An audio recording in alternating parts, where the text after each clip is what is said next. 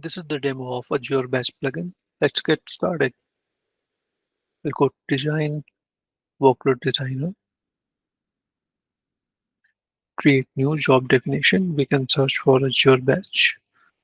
This is the icon of the plugin. Let's add the job definition. This is the general section where we can give name of the job, select the workstation. For this, I'll give AB110601. Let's select the workstation. Now moving on to the connection tab. Here we need to fill these three fields to authenticate to Azure. First is batch account URL, then batch name, then batch account key.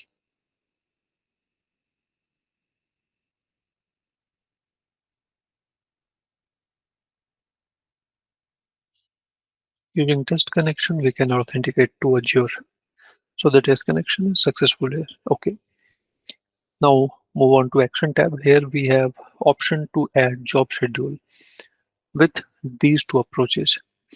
First, we can go with the basic form where we need to fill in the details for schedule ID, pool ID, task ID, and this script which will run with this task.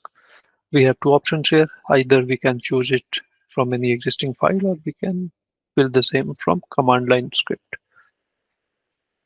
Instead of that, if we want to skip the basic form, we can pass a JSON here, which will be the representation of data of basic form. Okay, I'll fill in the details.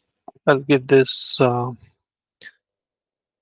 SID your batch.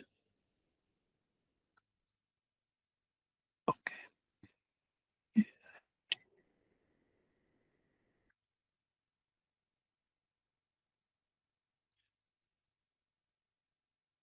we'll just give echo hello world for the demo purpose. Let's save the job. Okay, now we'll submit the job.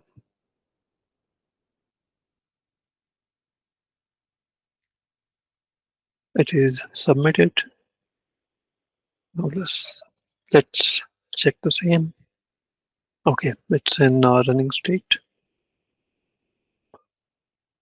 Now it's in execution.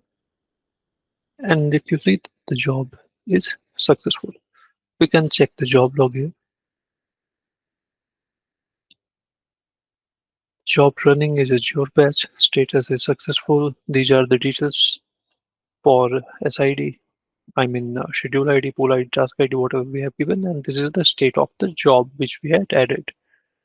State of the job schedule. We can check the extra properties as well.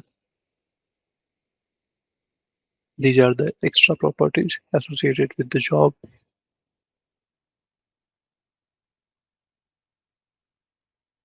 Okay, now we can verify the same on the Azure Batch.